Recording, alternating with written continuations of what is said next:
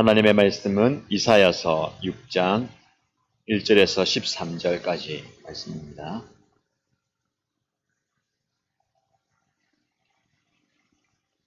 이사야 6장 1절에서 13절까지 말씀을 함께 읽겠습니다.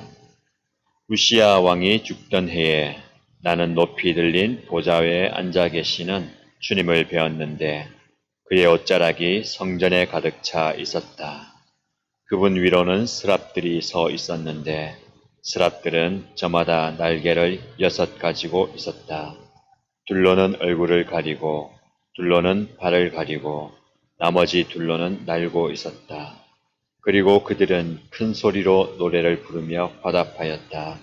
거룩하시다, 거룩하시다, 거룩하시다. 만군의 주님, 온 땅에 그의 영광이 가득하다. 우렁차게 부르는 이 노랫소리에 문지방의 터가 흔들리고 성전에는 연기가 가득 찼다. 나는 부르짖었다. 재앙이 나에게 닥치겠구나. 이제 나는 죽게 되었구나. 나는 입술이 부정한 사람인데 입술이 부정한 백성 가운데 살고 있으면서 왕이신 만군의 주님을 만나 뵙다니. 그때의 스랍들 가운데서 하나가 제단에서 타고 있는 숯을 부집개로 집어 손에 들고 나에게 날아와서 그것을 나의 입에 대며 말하였다. 이것이 너의 입술에 닿았으니 너의 악은 사라지고 너의 죄는 사해졌다. 그때 나는 주님께서 말씀하시는 음성을 들었다. 내가 누구를 보낼까? 누가 우리를 대신하여 갈 것인가? 내가 아뢰었다. 제가 여기에 있습니다. 저를 보내어 주십시오. 그러자 주님께서 말씀하셨다. 너는 가서 이 백성에게 너희가 듣기는 늘 들으라. 그러나 깨닫지는 못한다. 너희가 보기는 늘 보아라. 그러나 알지는 못한다 하고 일러라. 너는 이 백성의 마음을 둔하게 하여라. 그 귀가 막히고 그 눈이 감기게 하여라. 그리하여 그들이 볼 수 없고 들을 수 없고 또 마음으로 깨달을 수 없게 하여라. 그들이 보고 듣고 깨달았다가는 내게로 돌이켜서 고침을 받게 될까 걱정이다. 그때 내가 여쭈었다. 주님, 언제까지 그렇게 하실 것입니까? 그러자 주님께서 대답하셨다. 성읍들이 황폐하여 주민이 없어질 때까지, 사람이 없어서 집마다 빈집이 될 때까지, 반마다 모두 황무지가 될 때까지, 나 주가 사람들을 먼 나라로 흩어서 이곳 땅이 온통 버려질 때까지 그렇게 하겠다.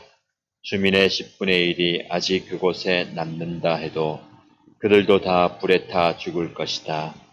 그러나 밤나무나 상수리 나무가 잘릴 때에 그루터기는 남듯이 거룩한 씨는 남아서 그 땅의 그루터기가 될 것이다. 아멘. 우리가 읽은 이사야 6장은 이사야 선지자가 하나님의 부름을 받고 선지자로 세워지는 소명장이라고 부를 수가 있습니다. 이사야가 어떤 사명을 위해 부름을 받았는지, 그리고 어떻게 선지자가 되었는지 말씀을 통해서 함께 살펴보고자 합니다. 1절 말씀을 보시면 이사야는 우시야 왕이 죽던 해에 선지자로 부름을 받았습니다. 우시야 왕이 죽던 해에 나는 높이 들린 보좌에 앉아 계시는 주님을 배웠는데 그의 옷자락이 성전에 가득 차 있었다. 라고 말씀합니다. 여러분, 우시야 왕이 죽던 해에 이 짧은 구절 안에 많은 영적 의미가 담겨 있습니다. 우시야 왕 시대는 경제적으로 굉장히 부강하였고 또 정치적으로 강한 힘을 가진 시대였습니다. 우시야가 이 유다를 52년이란 긴 세월 동안 다스린 것만 보아도 그의 시대가 굉장히 하나님의 은혜 가운데 굳건히 서 있던 시대였음을 볼 수가 있습니다. 그런데 그 시대의 끝자락에 하나님께서 이사야를 부르십니다.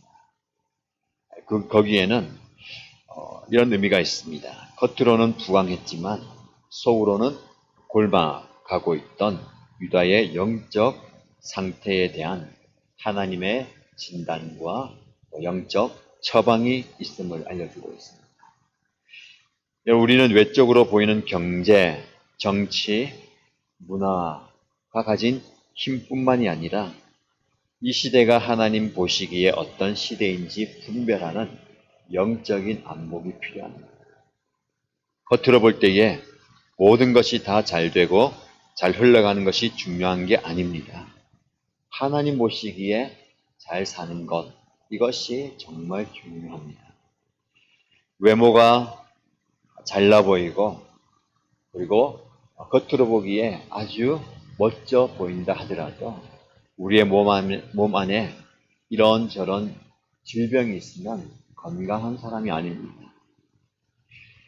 겉으로 보기에는 외적인 모습이 아무리 화려하다 하더라도 하나님 보시기에 아름다운 시대가 아닐 수가 있습니다. 화려하지 않고 소박하고 어떻게 보면 겉으로 보기에 보잘것없어 보여도 하나님을 경외하는 사람, 하나님을 경외하는 시대가 되어야 합니다. 저와 여러분들이 그런 하나님의 사람이 되어야 되겠습니다. 세상은 화려한 것, 보기에 아름다워 보이고 좋아하는 것을 추구하는데 그리스도인마저도 거기에 마음을 빼앗기고 그것을 향해 쫓아간다면 우리의 내면의 아름다운 건강을 잃어버리게 될 것입니다. 그래서 우리는 항상 하나님의 말씀 앞에 나 자신을 비출 때에 나의 내면이 건강한, 나의 속사람이 건강한지를 살펴보고 그런 건강을 추구해야 되겠습니다. 이어서 이사야는 하나님의 보좌를 보게 됩니다. 그 보좌는 높이 들린 보좌입니다. 이 높이 들린 보좌는 하나님의 높으신 위엄과 영광을 드러냅니다. 또한 그의 옷자락은 성전에 가득하였다라는 말씀이 나오죠. 유대인들은 결혼할 때에 신랑이 신부의 머리 위로 자신의 쇼를 펼치는 과정이 있습니다. 이런 결혼을 하면서 신랑이 신부를 보호하겠다라는 의미입니다. 마찬가지로 하나님의 옷자락이 성전에 가득하였다는 것은 하나님의 보호하심과 통치는 여전하다는 말씀입니다. 아무리 시대가 악해지고 시대가 하나님의 벌을 받아 멸망하고 심판한다 하더라도 그 가운데 하나님의 보호하심과 하나님의 지켜주심이 영원하다는 것이죠. 저와 여러분들은 이런 하나님의 인도를 받고 있습니다. 잘 나가다가 교만하여지고 영적으로 어두워져서 직접 자기 자신이 제사를 주관하려다가 이 우시야 왕은 나병을 만나게 되고 결국 그 나병에 걸려서 죽게 됩니다. 이런 우시야의 삶과 대조적으로 성전에 가득한 하나님의 영광 가운데 하나님은 이사야를 부르십니다. 이 사실을 통해서 세상의 권세와 영광은 끝이 있습니다. 그러나 하나님의 영광과 통치는 영원함을 보게 됩니다.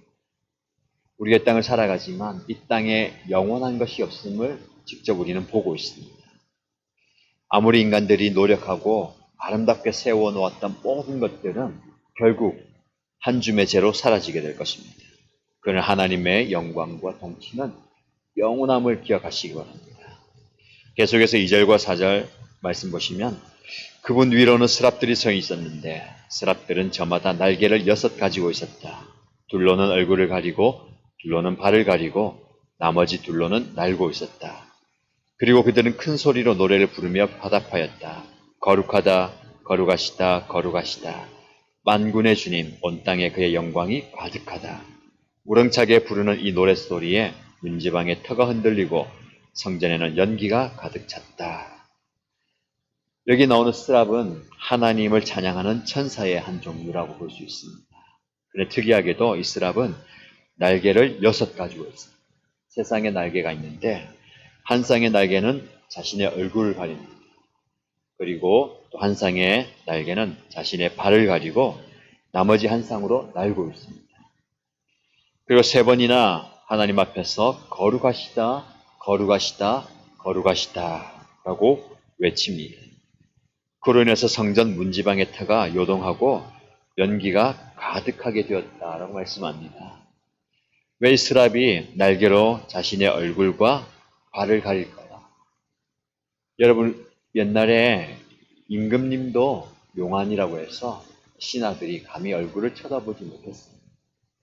그렇다면 이 위엄과 영광과 전능하신 하나님의 얼굴을 이 스랍마저도 본다는 것은 허락이 되지 않는 것이죠. 그만큼 하나님의 영광이 가득하다는 거예요. 그리고 발을 가린다고 얘기하고 있는데 우리의 몸 중에 발이 지저분하기 쉽습니다. 그래서 이 발은 유대 문화 가운데서는 더러움과 죄를 의미했습니다. 그래서 모세는 하나님의 임재 앞에서 신을 벗게 되었고 예수님도 제자들의 발을 손수 씻겨 주셨습니다. 스랍이 발을 가린다는 것은 하나님 곁에서 찬양하는 천사들조차도 하나님 앞에서 발을 가려야 할 정도로 하나님의 거룩하심이 압도적이다는 말씀입니다. 발을 땅에 닿지 않는 천사마저도 이렇게 발을 가린다면 세상에 두 발을 딛고 살아가는 저와 여러분 어떻겠습니까? 죄악된 저와 여러분들이 하나님의 앞에 섰을 때에 그 영광과 거룩하심으로 벗겨지는 것만큼 우리의 죄악된 모습이 드러난다는 거죠. 그런 모습을 이사야가 경험합니다. 하나님 앞에 섰을 때에 그런 자신의 부정한 모습과 죄악된 모습을 발견하게 되고 그것을 고백하는 말씀이 5절입니다.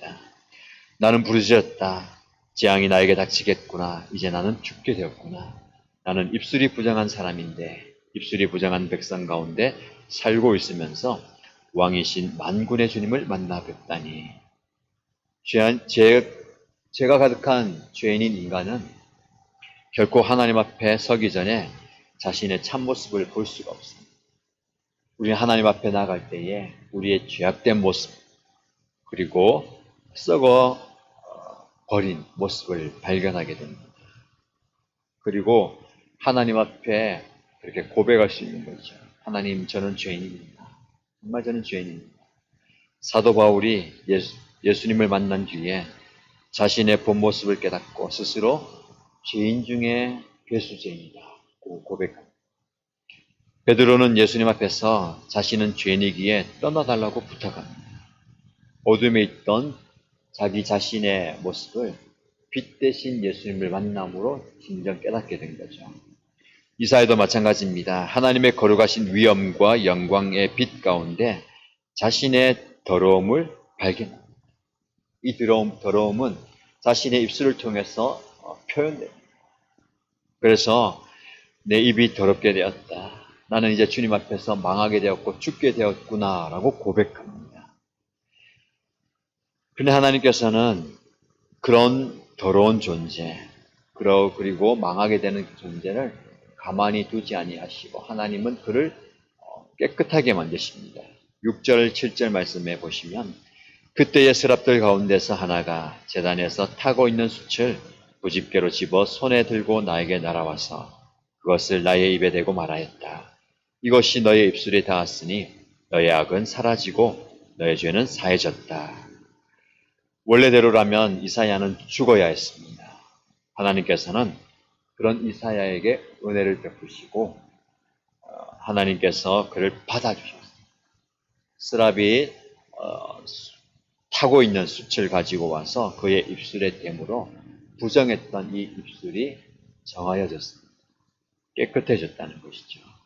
여러분, 하나님께서는 하나님의 사람을 찾으시고 그 하나님의 사람을 통해서 일하시는데 그 전에 하나님의 사람을 거룩하게 하십니다. 깨끗하게 하십니다.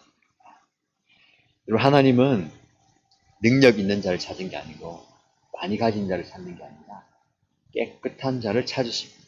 그러나 저와 여러분은 깨끗하지 않습니다. 더러워졌죠. 타락해 있습니다. 하나님은 우리를 깨끗하게 만드시고 또 우리를 사용하십니다.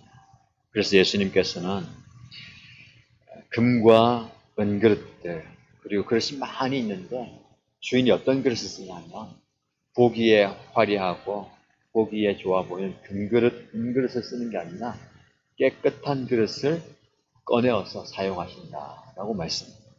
여러분, 저와 여러분들은 깨끗한 그릇이 되어야 합니다. 근데 많은 분들이 깨끗한 것에 관심이 없고 우리 눈에 좋아 보이는 금그릇, 은그릇 되기를 원합니다. 세상적인 스펙과 능력을 쌓는 데 집중합니다.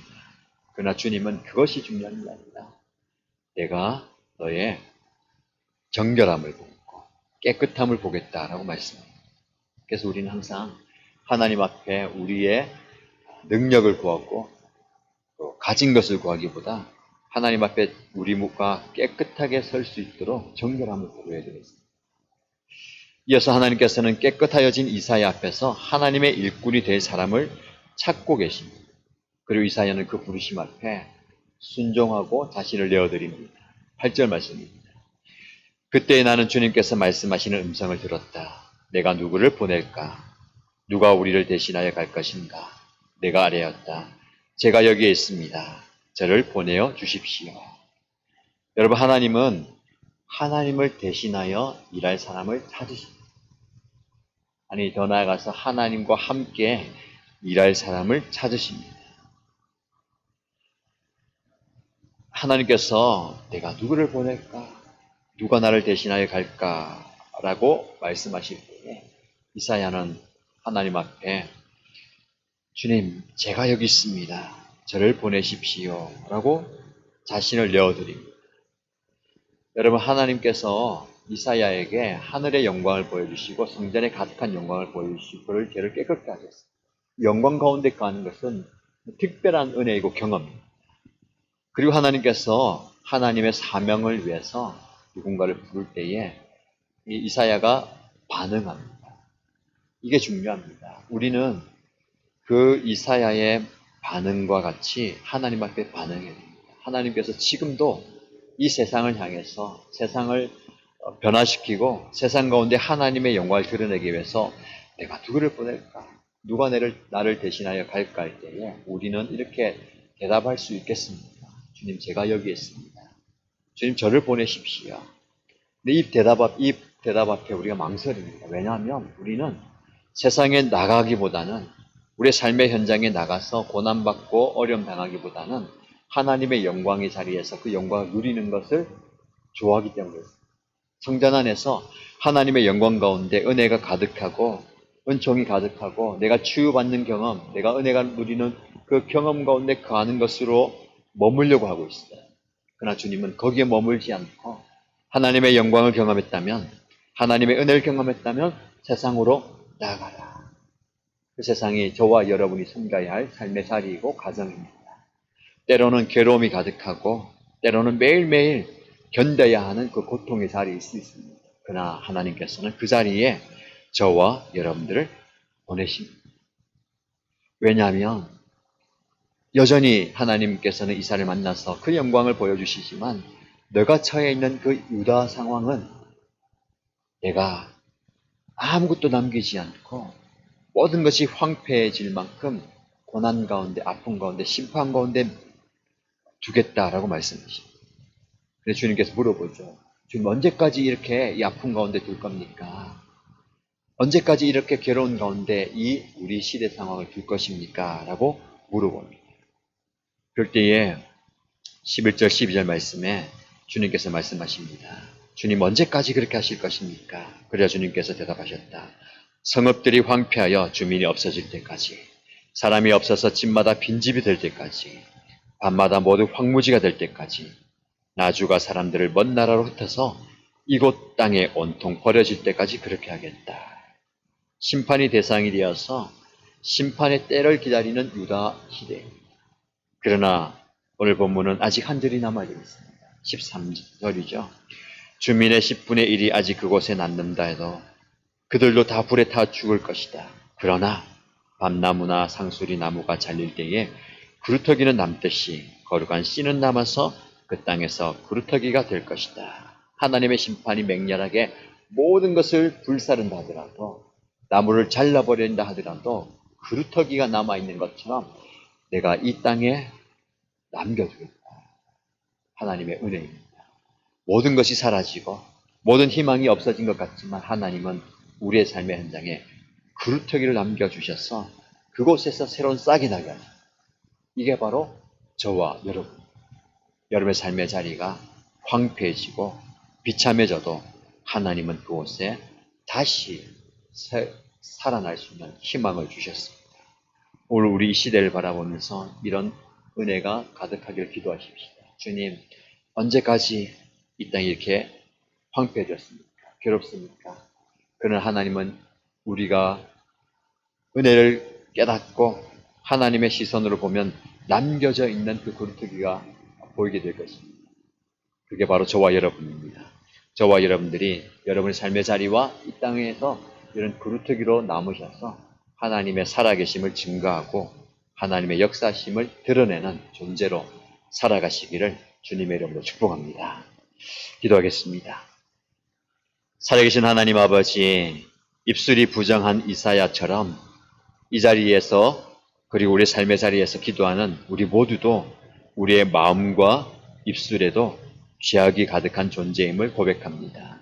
그러나 그런 연약하고 부족한 존재이지만 우리를 부르셔서 우리를 깨끗게 하시는 주님을 보게 됩니다.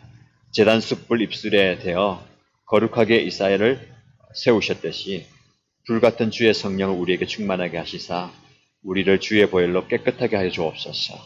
겉은 부유하고 화려하나 속은 썩어져 갔던 유다를 보면서 탄식하신 하나님 아버지의 마음을 깨닫게 됩니다.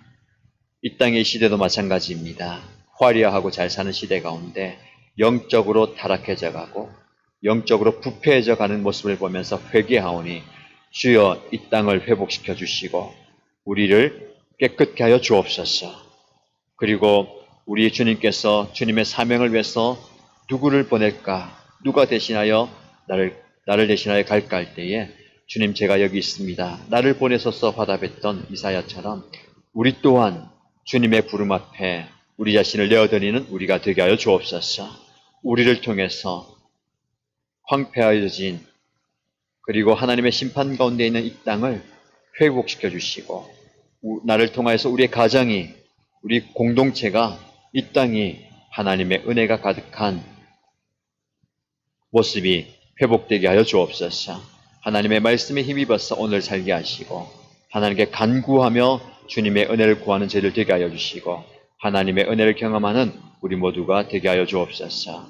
우리의 간구를 들어주시고 우리의 부르짖음에 응답하여 주실 줄 믿고 살아계신 예수님의 이름으로 기도합니다. 아멘.